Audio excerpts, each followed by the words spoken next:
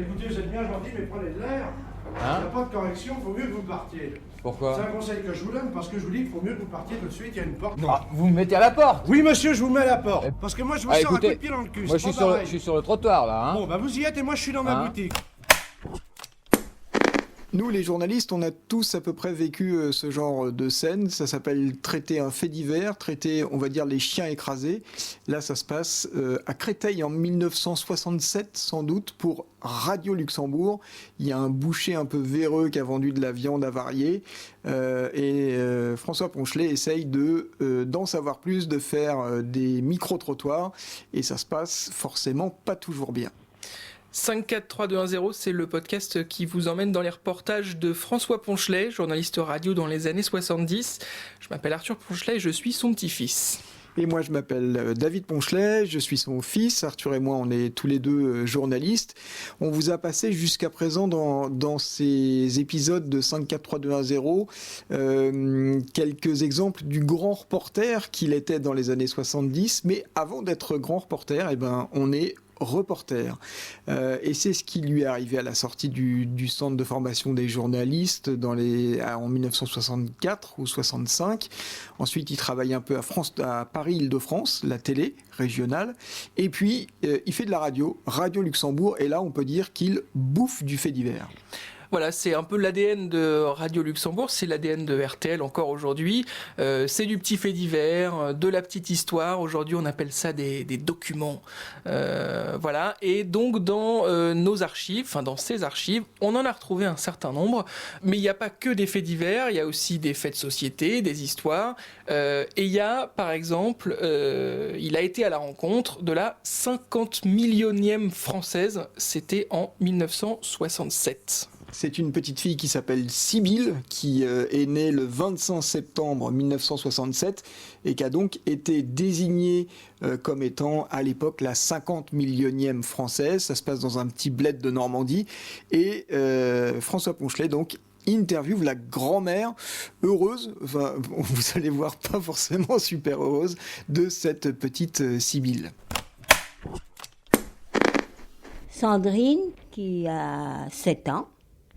Alors Sandrine, je vais la décrire, elle a des taches de rousseur sur le nez, elle a les yeux marrons et elle a un adorable petit nœud rouge dans les cheveux avec une robe écossaise et puis bien sûr des petits souliers vernis et des chaussettes blanches, c'est peut-être pour l'occasion. Bon, la deuxième alors. Alors Sophie, la deuxième, qui a 4 ans. Sophie, j'ai l'impression que c'est la plus espiègle de la famille, elle a un petit sourire, elle a des petites fossettes, elle a les yeux marron-vert, elle a les cheveux longs. Sophie, tu es contente que ce soit ta petite sœur qui soit la 50 millionième française? Dis oui, monsieur. Ouais. Bon, et puis alors la troisième? Myriam, qui a 15 mois, qui a une petite espiègle aussi, parce qu'il n'y a pas moyen qu'elle dorme. Et alors, quand Sibylle est née, vous n'avez pas été un petit peu déçu? Parce qu'une quatrième fille, ça fait beaucoup quand même. Oh, je n'ai pas été déçue, parce que je pensais bien que ça serait vraiment une fille. Ils ont été heureux d'avoir ce quatrième enfant? On peut pas dire, enfin, il est là. Enfin. On reste en 1967, on part à Courville, dans l'Eure-et-Loire, pour un fait divers un peu sordide, enfin un fait divers de la France des années 60, quoi. Un garçon, un homme qui a tué son père à coups de fusil. Parce qu'il était alcoolique. Et donc, François Ponchelet, il part en reportage à Courville. Et ça donne ce papier, on va dire, d'hyper proximité. Là, on est vraiment, c'est pas dans le chien écrasé, mais on est dans l'alcoolo écrasé. Et c'est vraiment assez terrible comme papier. 5, 4, 3, 2, 1, 0. Pour bien comprendre ce drame, je crois qu'il faut d'abord parler du village. Avec ses 2200 habitants, Courville vit un petit peu à l'écart du monde. Et comme dans tous les villages, tout se sait, personne n'ignore ce qui se passe chez l'autre. Tout le monde savait donc que Fernand Le Sieur, l'épicier cafetier de la place des Fusillés, buvait et que sa femme et son fils en souffraient énormément. Michel Le Sieur, le fils, avait dû renoncer à poursuivre ses études pour aider sa mère, et puis, après son service militaire, il avait décidé de partir. Il avait trouvé du travail à Montluçon.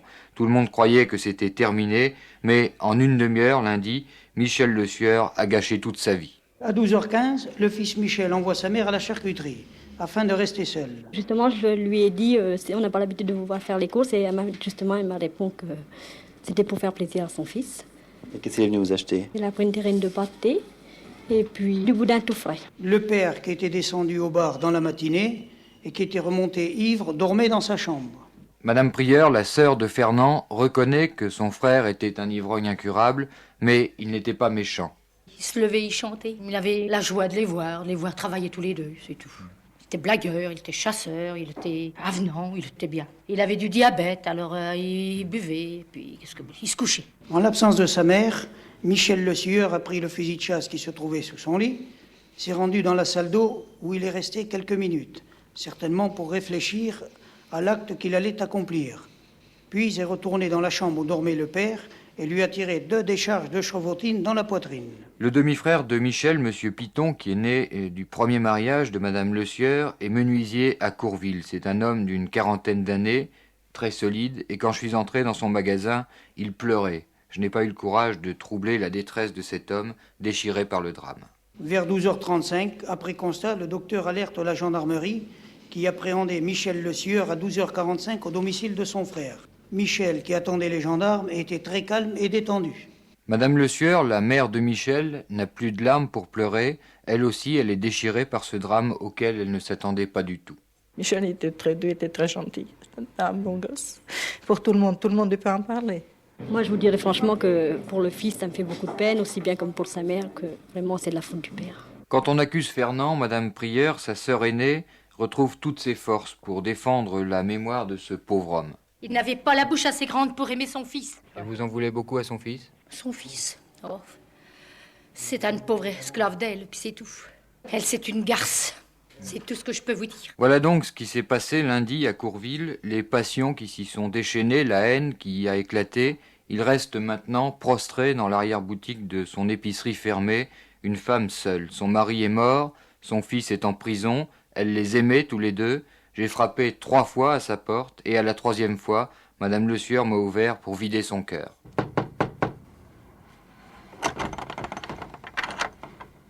Madame Le Sieur, vous avez revu Michel depuis le drame d'hier après-midi?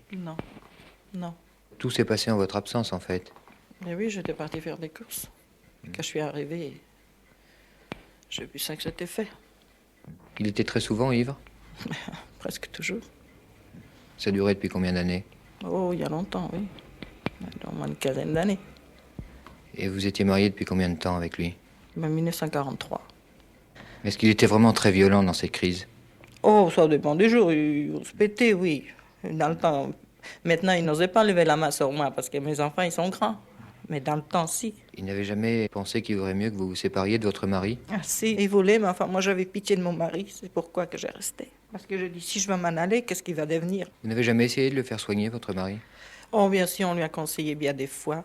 Même les enfants, ils lui ont conseillé. Il n'a jamais... il dit, vous occupez pas de ça, je suis assez grand, c'est voir ce que j'ai à faire. Si vous aviez quelque chose à dire à d'autres femmes, des femmes d'alcooliques qui sont dans votre situation, qu'est-ce que vous leur diriez? Alors, je leur dirais ce que je fais. On essaye de soigner, mais s'ils ne veulent pas, ça dépend d'eux. S'ils ont de la volonté, ils peuvent, mais puisqu'ils ne veulent pas, ils s'attêtent. Je crois que je suis pas seule comme ça, malheureusement. Dans cette période-là, toujours à Radio Luxembourg, il enchaîne les petits reportages, pas forcément comme vous l'avez entendu en région, mais aussi à Paris.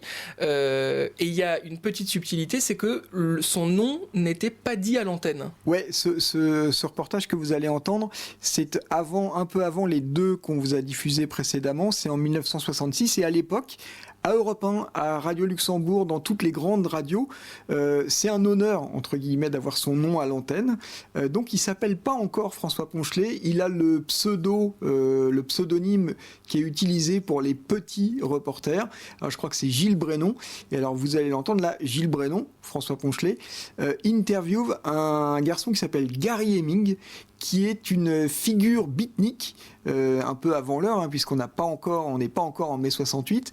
Et ce garçon, qui est alpiniste, un mois avant, s'est illustré dans les Druzes en sauvant 2 touristes, 2 alpinistes allemands.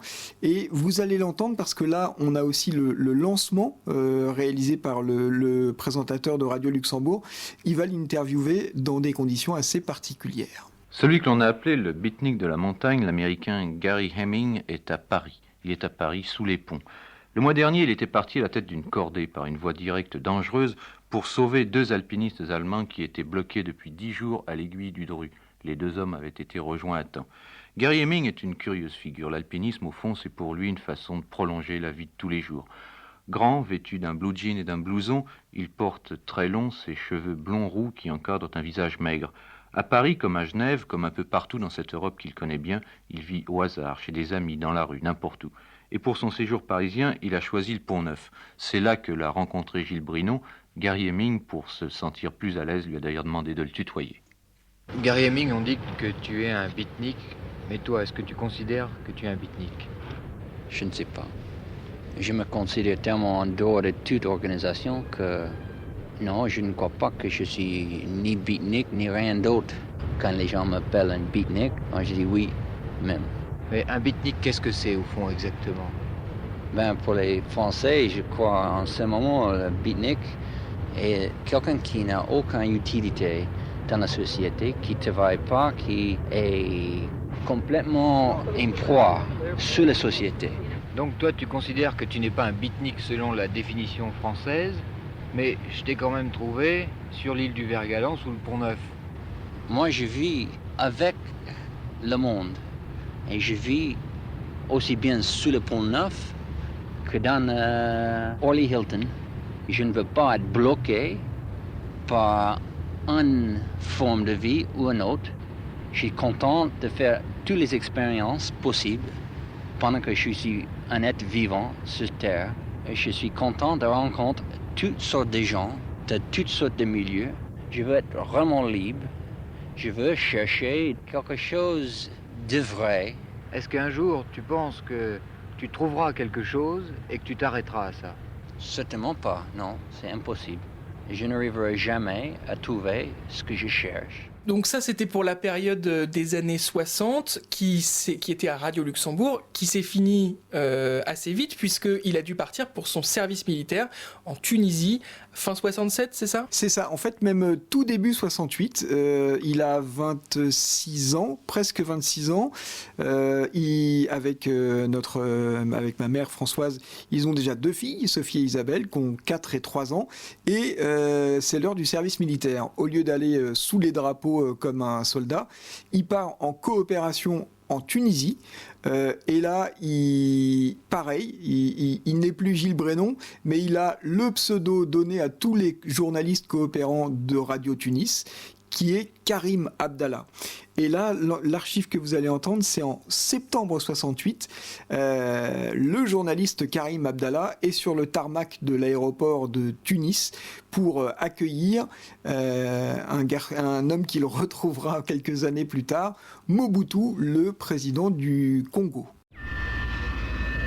C'est finalement à 20h25 que la caravelle de Tunisair venant d'Alger avec à son bord le président Mobutu est arrivé à l'aéroport de Tunis-Carthage. Vous savez que le président Mobutu était attendu aux environs de 17h, mais il a été retardé puisque la séance de clôture du sommet de l'OUA à Alger s'est terminée simplement aux environs de 18h. Donc voilà le président Mobutu arrivé en Tunisie. Il est accompagné dans la caravelle présidentielle de M. Habib Bourguiba Jr., secrétaire d'État aux Affaires étrangères, qui a assisté en tant que chef de la délégation tunisienne au sommet de l'OUA à Alger. À l'aéroport de Tunis-Carthage, il y a beaucoup de monde ce soir pour accueillir le chef de l'État du Congo-Kinshasa qui apparaît maintenant à la passerelle de l'appareil, précédé de Madame Mobutu. Monsieur Baïladgam, secrétaire d'État à la présidence, accueille le président du Congo-Kinshasa. Monsieur Baïladgam a à ses côtés Monsieur Tayeb Slim, représentant personnel du chef de l'État, Mohamed Mzali, secrétaire d'État à la défense nationale, qui serre actuellement la main du président Mobutu. Monsieur Zahar Braham, le directeur du protocole, dirige la cérémonie d'accueil, cérémonie traditionnelle réservée au chef d'État. Les caméramens et photographes des journaux de la télévision sont en train d'opérer. Actuellement, Monsieur Baïladgam est le président Mobutu qui porte un bonnet en léopard, passe devant la clique de l'armée.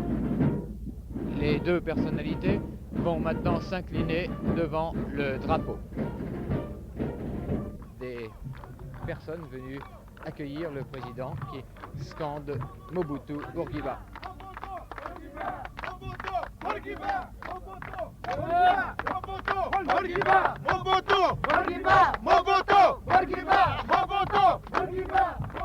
Nous nous dirigeons maintenant vers le salon d'honneur et je vous rappelle que le président Mobutu sera reçu demain par le chef de l'État en sa résidence du KEF. Nous allons maintenant demander au président Mobutu ce qu'il pense des travaux du sommet de l'OUA à Alger. Je suis sûr que vous avez appris par la voix des ondes ce qui s'est passé à Alger. Nos travaux ont été couronnés de succès par toutes les résolutions qui ont été votées presque à l'unanimité des chefs d'État et de gouvernement présents. Comment faut-il interpréter votre visite à Tunis ? C'est une visite de prise de contact. Dans toute l'Afrique, on parle beaucoup du président Bourguiba, que nous aimons beaucoup, parce que depuis le début, depuis 1960, il a toujours pris à cœur les problèmes du Congo. Et pour moi, c'est une manière de rendre hommage à cette haute figure africaine que de venir lui rendre une visite de courtoisie. Je me souviens de Karim Abdallah, il en parlait pas mal. Ouais. Il nous en parlait, il aimait bien nous parler de ça, quoi. Voilà, c'est tout. Oui, c'était vraiment un de ses grands souvenirs. C'était aussi un souvenir de vie, parce que ils avaient 25-26 ans, ils vivaient en Tunisie comme des expats. La Tunisie était indépendante depuis 10 ans, et c'était un super souvenir pour lui d'être à la fois d'avoir été Karim Abdallah, d'avoir vécu tout ça. Et ouais, c'était un grand souvenir, quoi. Et il y a une photo vachement bien dans le désert de lui et elle, François et Françoise, qui leur ressemble, quoi, où ils sont très beaux dans le désert. J'aime bien cette photo. Avec mes sœurs qui sont Isabelle et Sophie, qui sont toutes petites, et ils sont en 4 chevaux ensablés dans le désert. Et c'est vrai que c'est des très belles années et des très beaux souvenirs pour eux. Donc vous l'avez entendu dans ce reportage, il interview Mobutu, le président du pays qui s'appelle aujourd'hui la RDC, et on vous l'a passé dans un épisode précédent. Il le retrouvera quelques années plus tard pour une interview un peu plus musclée après l'atterrissage des paras français à Kolwezi.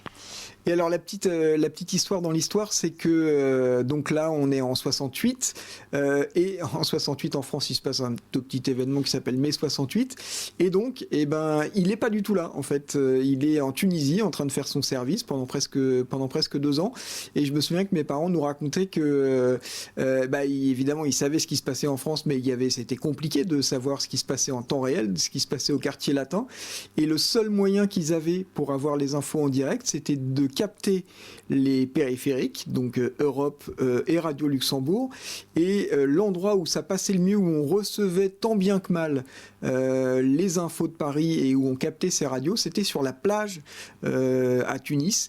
Et donc ils étaient, pendant que le quartier latin était en feu, eux étaient à la plage en Tunisie et ils écoutaient fébrilement sur leur transistor les événements de mai 68. Je pense qu'il n'a jamais eu de regrets réellement, enfin je crois, parce que ce qu'ils ont vécu en Tunisie, c'est ce qu'on disait précédemment, ça a été un souvenir familial, professionnel qui était assez extraordinaire. Oui, c'est vrai que d'habitude, en tout cas moi je parle pour moi, mais j'ai plein de potes dont les grands-parents leur parlent de mai 68 et tout ça. Nous c'est vrai qu'on n'en a jamais vraiment parlé, quoi. Enfin, ils étaient 68 arts dans l'âme, ils étaient vraiment tout, ils avaient absolument toutes les caractéristiques, mais on n'en a jamais parlé, c'est vrai. Petite anecdote amusante. Voilà donc pour ce numéro quatrième numéro de notre podcast 5432110. Je pense que c'était bien de raconter l'histoire du, entre guillemets, petit reporter avant qu'il devienne le grand reporter des années 70. Puisque de toute façon, les petits reportages sont aussi des grands reportages et sont d'ailleurs parfois beaucoup plus compliqués à faire que des grands reportages. 5, 4, 3, 2, 1, 0.